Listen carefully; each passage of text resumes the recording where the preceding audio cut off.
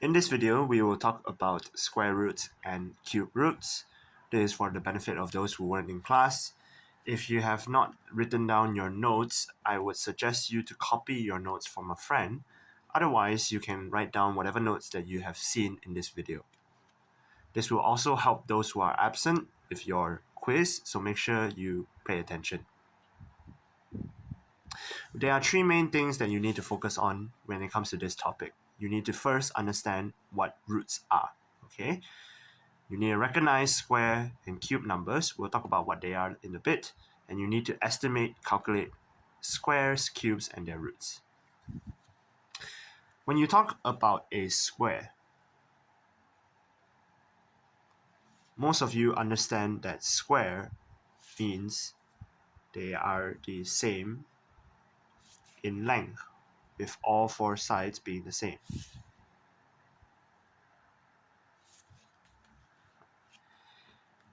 Some of you would know that if I have a square with smaller squares, the way I find the total amount of squares inside this bigger square, some of you can count 1, 2, 3, 4, 5, 6, 7, 8, 9. Counting in that way is much slower, especially in a bigger scale. What if you have a whole floor of 30 and 30? So instead of counting one by one, all right, think about your tiled floor, your floor with all these squares inside. If you want to count how many squares are there in your floor, it's very difficult. Or if you think about a cinema, the seating, the amount of seats in a cinema, or even your seats in the classroom, you want to count how many tables are there. If you count one by one, it's going to take a very long time. So instead, what people do, they count the side multiplied by each other. The length and the width. In this case is 3 and 3. So 3 multiplied by 3, you will get 9.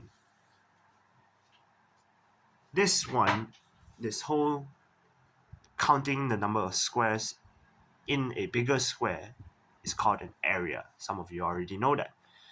3 times 3 here equals to 9. You already know that. If for squares, because the length are the same, we can write 3 multiplied by 3 as 3 squared. This means 3 squared. So this number here, 3 squared, equals to 9.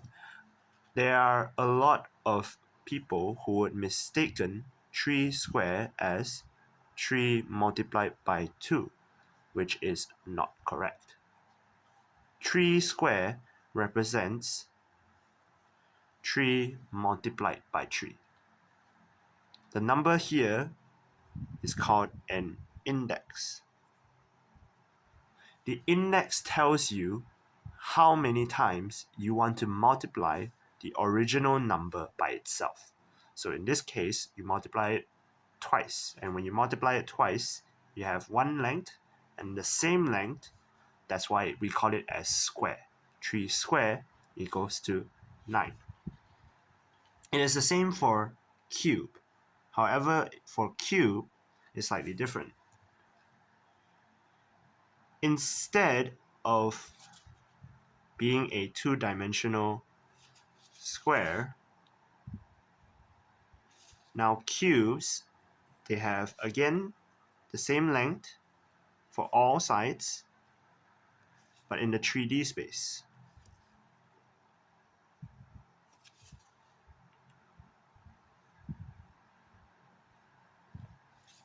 In this case here, I have this cube right now.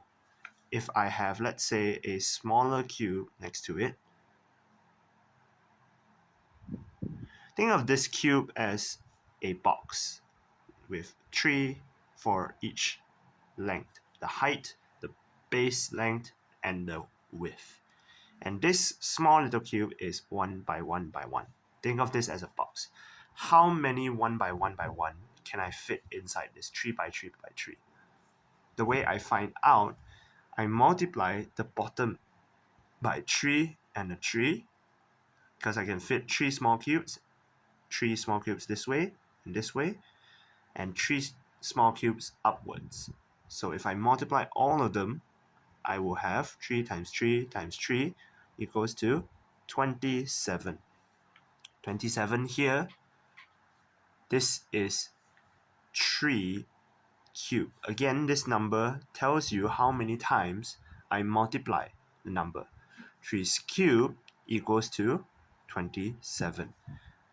Again, I would like to emphasize 3 cubed does not mean 3 times 3. It does not mean that. Alright? It does not mean that. It means how many times you multiply 3. In this case, 3 times. Because it is 3 times, it is considered as a cube. All of them are the same length. It will be 27. This here is called volume. Some of you already know what volume is. So that's a refresher on squares and cubes. You've already learned that. The one that you probably have not learned is the index. Now, index, they tell you how many times you multiply it.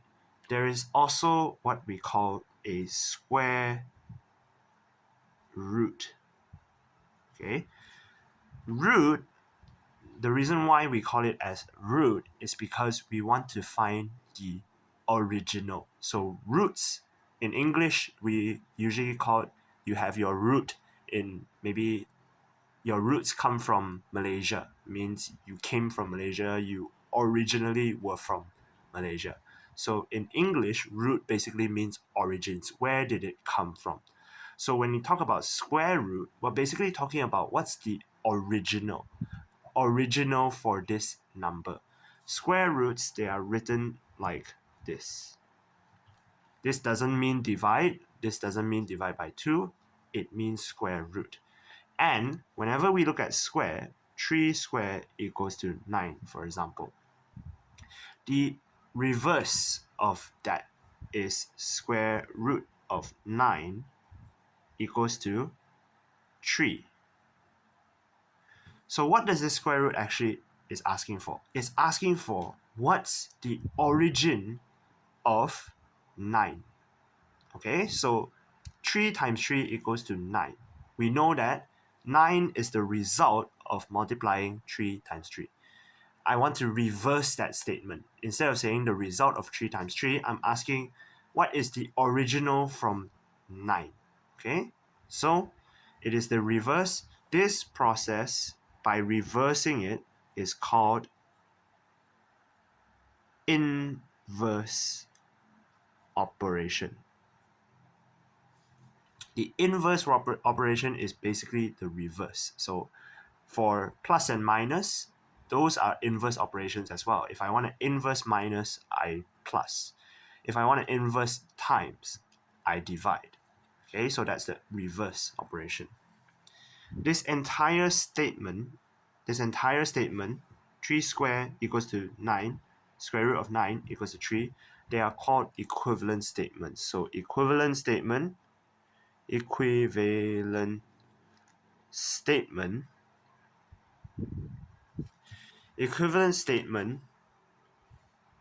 essentially means these two have the same meaning. Alright? They are separate statements. 3 squared equals to 9. Square root of 9 equals to 3. However, they mean the same thing. They are different values. So 9 and 3, they are different values. 9 is obviously bigger than 3. However, the meaning is still the same. And another example of equivalent statement that I can give you is 8 minus 3 equals to 5. The equivalent statement are always the inverse, the reversal of this. So instead of saying 8 minus 3 equals to 5, I reverse the process. I can say 5 plus 3 equals to 8. This is what equivalent statement means. They mean the same thing. I just reverse the process. Alright?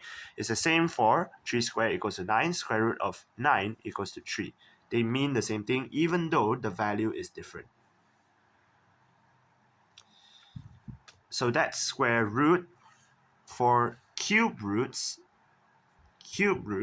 the way we write cube root, we write it like this. So cube root, again, remember what does 3 cubed equals to? It is 27. The cube root of 27 basically asks what is the result of 3 multiplications equals to 27, the origin of 27. So what times what times what equals to 27. In this case, it is 3. Again, it is the inverse operation. It is inverse, the reverse of the operation. And equivalent statement is still the same. So equivalent statement, basically, equivalent statement is the opposite. Again, one statement here, 3 cubed equals to 27, and then the cube root of 27 equals to 3. This entire thing is the equivalent statement. You cannot have one statement only. This is just one statement. However, the equivalent statement, when there are two statements together, two of these statements, they mean the same thing. So now you understand what the roots are. We need to now talk about your square numbers and cube numbers. Square numbers and cube numbers, essentially, they are your perfect squares and your perfect cubes. So what do I mean by perfect? 2 square equals to 2 times 2, which is 4. 3 square equals to, we talk about it, 9. 4 square equals to 4 times 4, 16. 5 square equals to 5 times 5, 25. And so on and so forth. You continue the process by multiplying these numbers from 1 to 2 to 3 to 4 to 5 to 6 again and again. From 1 to 2 to 3 to 4. Cube square numbers can go up to infinity, as long as it is the result of two numbers multiplying with each other.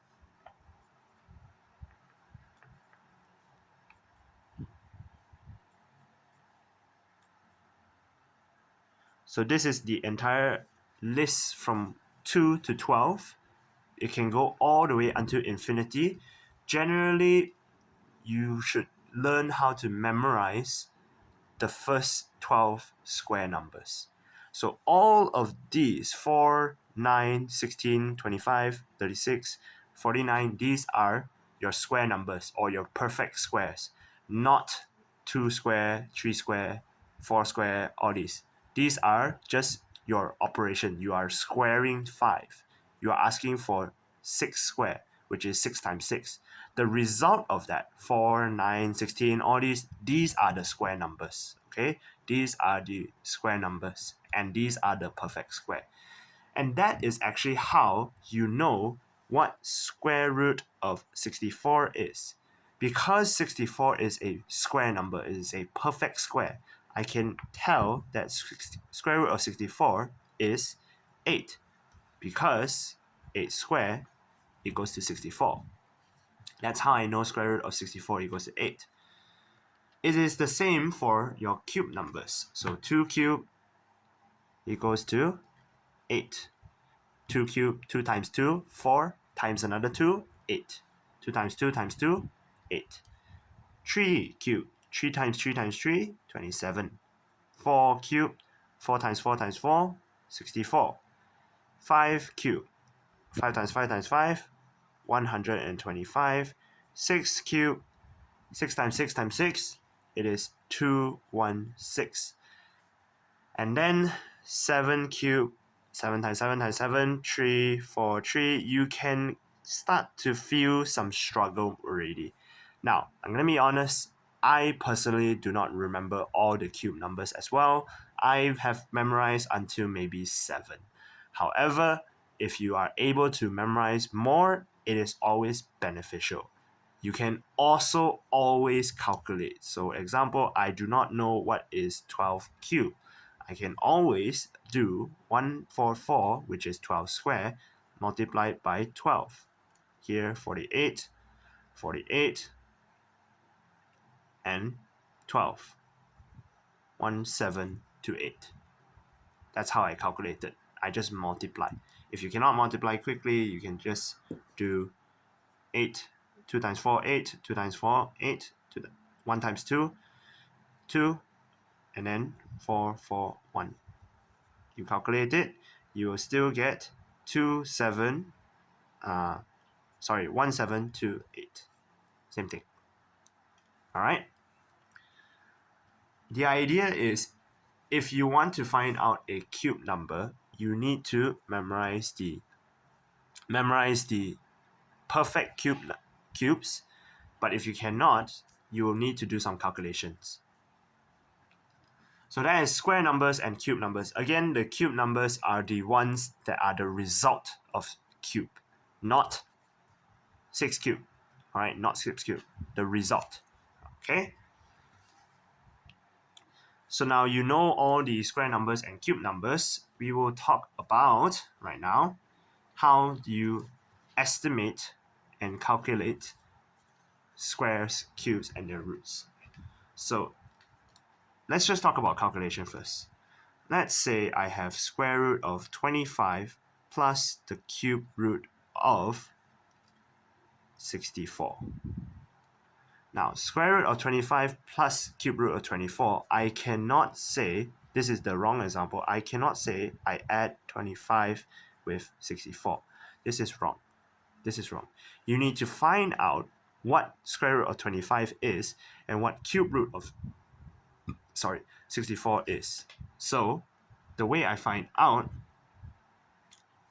is by remembering what square root of 25 is. What multiplies by what equals to 25?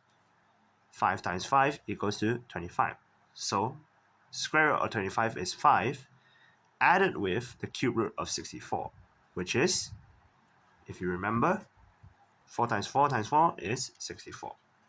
So the cube root of 64 is 4. 5 plus 4 equals to 9. This is for calculations. You always want to solve cube roots and square roots first because they are considered as the order or indices. Okay, so solve these first, then only you add, multiply, and so on and so forth. Now, for this case, it is just solving or finding out the numbers. However, in cases where there are imperfect squares, example, square root of 30. If you look at this list, there is no square root of 30. There is no 30 here. So how do I find what square root of 30 is? There is actually no way for you to calculate what square root of 30 is in your head. However, you can do what we call estimation. What two square numbers is square root of 30 in between? What's the closest square numbers? If you can look in this list, where does 30 fall in between? It falls in between 25 and 36. So square root of 30, if I were to write it in order, I am looking for the numbers that are beside it because it is in between two numbers. It is in between the square root of 25 and the square root of 36. The reason why I know this is these are the only two perfect squares that are right next to each other. This is in between. So because it is in between, what was square root 25 equals to? It is equals to 5 and 6. So square root of 30 should be in between 5 and 6. The answer should be around 5 point something something something. There will be a decimal. You will estimate it. Now, it is either closer to 25 or 36. Because it is closer to 25, your answer should be approximately square root of 30. It should approximately be 5. It is the closest to 5. Or the closest integer to square root of 30 should be 5. not square root of 25. Square root of 25 is not an integer, okay? You are square rooting the number. 5 is the estimated number. We will continue with practices, but this is basically the lesson for this video.